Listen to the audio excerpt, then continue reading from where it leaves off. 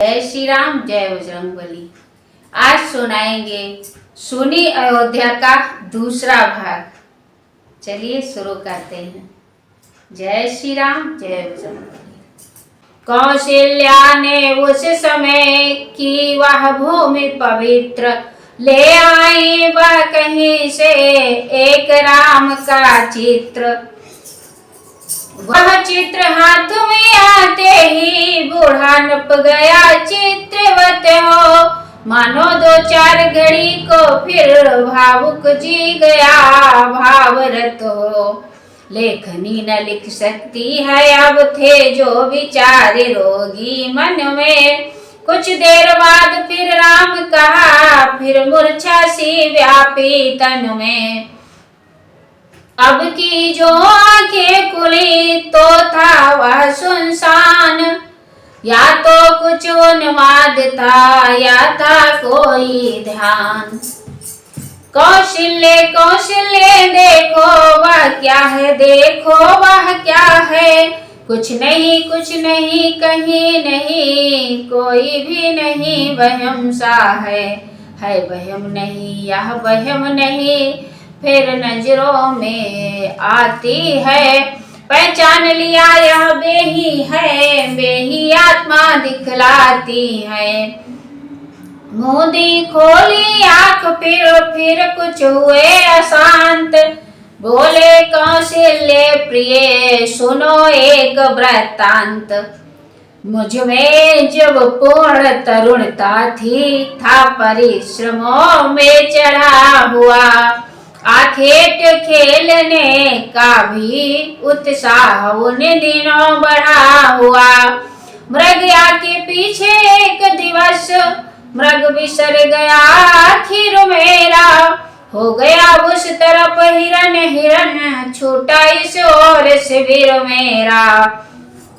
इतने में कुछ देर दूर पर शब्द हुआ गंभीर, सुना श्रवण द्वारा कहीं बोल रहा है नीर। मैंने समझा मिल गया खोया हुआ शिकार, संभव है जा रहा हो वह सरयू के पार।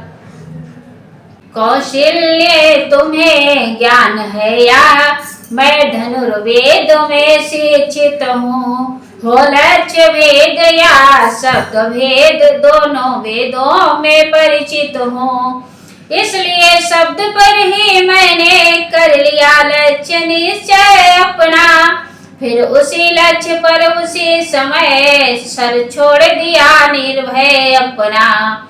जा तो बाण लक्ष्य पर ही, पर लक्ष्य ने उसका जीवन था। घातक था जिस जीवन का वह जीवन अपना जीवन था। हाँ ज्यों ज्यों याद आ रही है, हो रहे रोंगटे खड़े प्रिय। क्यों गया शिकार खेलने में, क्यों मति पर पत्थर पड़े प्रिय। ठहरो कुछ भी शाम लो, अभी बहुत है बात। नहीं सुनाना ही उचित है थोड़ी सी रात। सर के लगते ही हुआ करुणा का संचार। किसी चुटीले मनुज की आई आर्त पुकार। घबरा कर मैं उससे और चला, सोचा यह क्या भवितव्य हुआ।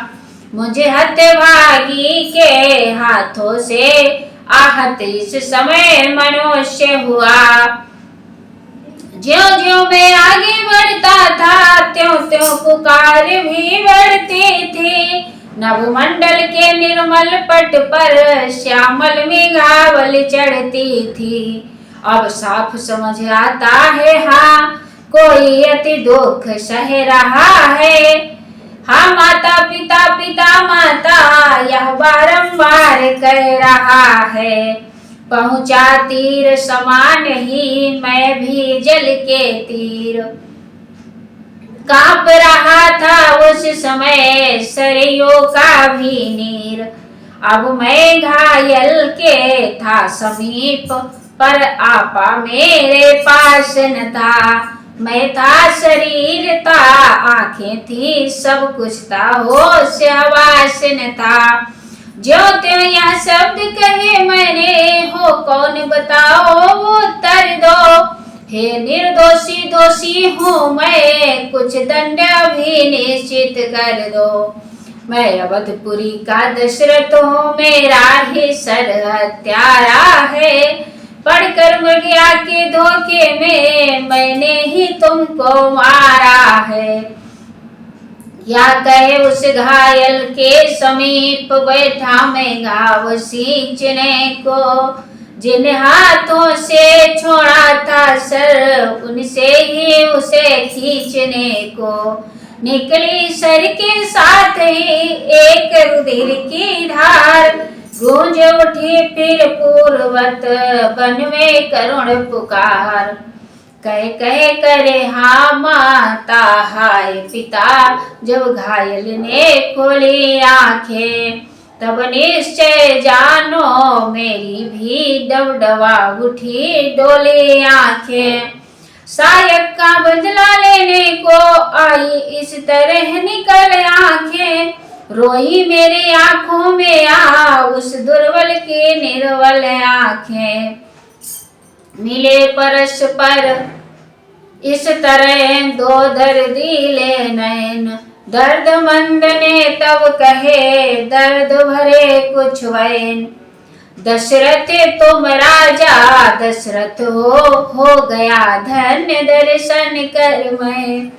यह सर नव जीवन है जिससे परलोक जा रहा मर कर मैं। राजन शिकार के धोखे में हो गया शिकार अगर मेरा, तो इसमें दोषी नहीं आप आ गया अंत अवसर मेरा। अवधेश्वर श्रवण नाम मेरा, दो नैनों का मैं तारा हूँ। माँ बाप वृद्ध है अंधे है, उनका ही एक सहारा हूँ। बड़भागी हूँ जीवन बीता माँ और बाप की सेवा में।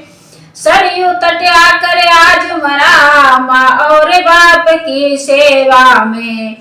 ईश्वर से यही प्रार्थना है, ईश्वर से यही कामना है। जाति मरने के साथ साथ यह जीती हुई वासना है। जगपते जन्म जन्मांतर भी अनुरक्त पिता माता की हो। जब कभी जन्म हो इस जग में तो भेंट जन्मदाता की हो। राजन जग में से जग के सुख से सेवक को नहीं प्रयोजन है। मरने वाले को मरने से पहले या तो निवेदन है। अंधे बूढ़ों की देखभाल अब अपने कंधों पर लेना। आकर जो मुझे संभाला है त्यों उनकी भी सुध जाकर लेना। इस लोटे में पानी भर कर ले जाकर उन्हें पिला देना। होगी अंतिम कृपा प्यासों की प्यास बुझा देना। अब देश देश के लिए आज संदेश सुनाता हूँ अपना। आदेश नहीं उपदेश नहीं उपदेश सुनाता हूँ अपना। गौ भक्ति समझना नहीं इन्हें निर्मल मन की गुंजारे हैं। माँ और बाप की सेवक की या भाव भरी झनकारे हैं। प्राण कंठ तक आ गए देह हुई बेकाम। लेना अब माता पिता अंतिम वार प्रणाम। मातृ पितृ में लीन हो जीव गया परलोक।